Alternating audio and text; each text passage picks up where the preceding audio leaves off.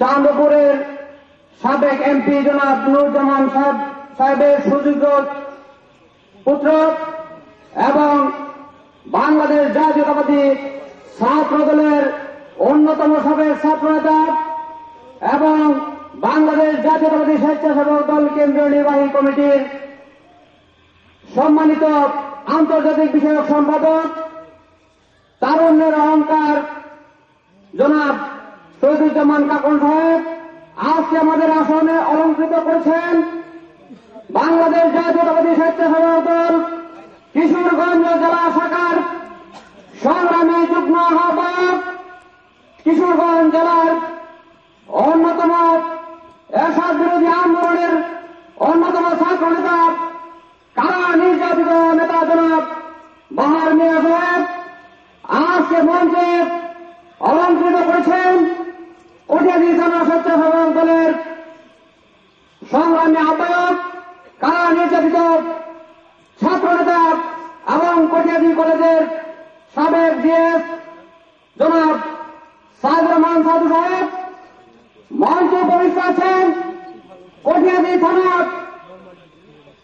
থানা স্বেচ্ছাসেবক দলের সবচেয়ে এক সময়ের বাংলাদেশের মানুষের দাবি, শেখ হাসিনার দাবি, আওয়ামী লীগের দাবি এই মুহূর্তে দরকার তত্ত্বাবধায়ক সরকার। প্রিয় ভাইরা, আজকে সেই শাখার সেটার প্রোগ্রামে উপস্থিত আমাদের সকলের নন্দিত নেতা, কটিয়াদী উপজেলার গর্ব, কিশোরগঞ্জের অন্যতম নেতা,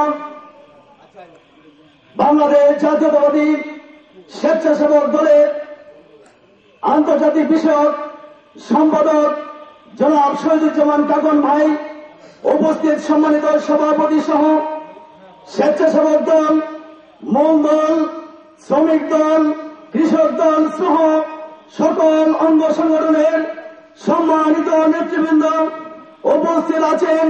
দূর দূরান্ত থেকে আগত আমার সম্মানিত পিতৃতম মুরব্বিয়ান ও সমবয়স্ক ভাই ও বন্ধুগণ, সম্মানিত উপস্থিতি, আমরা অত্যন্ত একটি ক্লান্তি লগ্ন সময় অতিক্রম করছি, যেখানে আমাদের দলের নেতৃবৃন্দ পদে পদে মুহূর্তে মুহূর্তে নির্যাতিত হচ্ছেন, নিষ্পেষিত হচ্ছেন।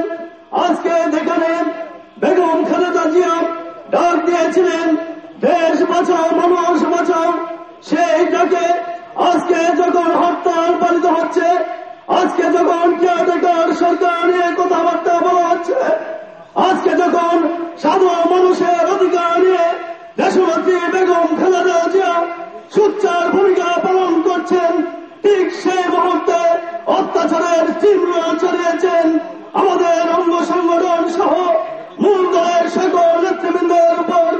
আজকে নব্য স্বৈরাচার কাকনের নেতৃত্বে আগামী দিনের কটিয়াদী উপজেলাকে বিএনপি তথা চারটি অক্ষজোটে দুর্গ তৈরি করা হবে, এই ব্যাপারে আমরা ঐক্যবদ্ধ থাকতে চাই। সংগ্রামী সাথী বন্ধুগণ, এই জন্য risk and complete no time for relaxation যতদিন পর্যন্ত আমাদের কর্মসমাপ্ত না হবে, যতদিন পর্যন্ত শহীদুজ্জামান কাকনকে আমরা কটিয়াদী তথা কিশোরগঞ্জের 2 আসন পাকুন্ডা এবং কটিয়াদীর আমরা সংসদ সদস্য হিসেবে না দেখব, ততদিন পর্যন্ত আমাদের সংগ্রাম অব্যাহত থাকবে। সংগ্রামী সাথী বন্ধুগণ, সেই জন্য এই ছবি ওর ক্যাটেগর যার ছবিও ওই রেসপন্সিবিলিটি, এই জন্য আমাদের সকলকেই দায়িত্বশীল ভূমিকা পালন করতে হবে। আল্লাহ রাব্বুল আলামিন আমাদের সবাইকে সুস্থ রাখুন।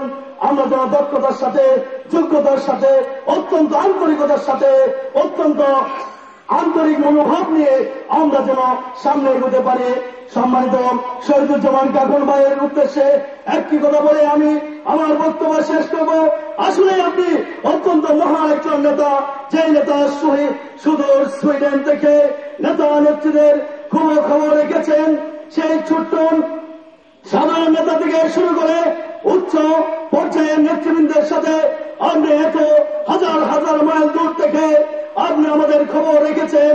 আশা করে আপনি আগামী দিনেও সকলের খোঁজ খবর রেখে কটিয়াদী উপজেলাকে বিএনপির যে দুর্গ ছিল সেই দুর্গকে আবার আপনি পুনরুদ্ধার করবেন, সেই প্রত্যাশা আপনাকে ব্যক্ত করে সকল নেতৃবৃন্দ আপনার কাছে ইনসাফ পাবে, সকল নেতৃবৃন্দ আপনার কাছে আশ্রয় পাবে, সেই প্রত্যাশা ব্যক্ত করছি।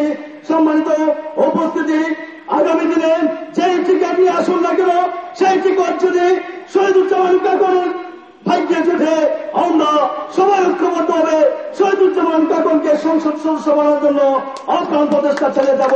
কিন্তু এই টিকিট যদি অন্য কোন নেতা নেত্রীর, অন্য কোন ব্যক্তির জন্য আসে, আমরা তথ্যহীন কণ্ঠে বলতে চাই, অত্যন্ত আন্তরিকতার সাথে যেই দলের শীল প্রতীক নিয়ে আসবে, যে 4 দল ঐক্য জোটের নেতা হিসেবে সংসদ সদস্য প্রার্থী হিসেবে আসবেন, নমিনেশন নিয়ে আসবেন, আমরা দৃঢ় প্রতিজ্ঞ সকল ঐক্যবদ্ধ হয়ে তাদের জন্য আমরা আপ্রাণ প্রচেষ্টা চালিয়ে যাব।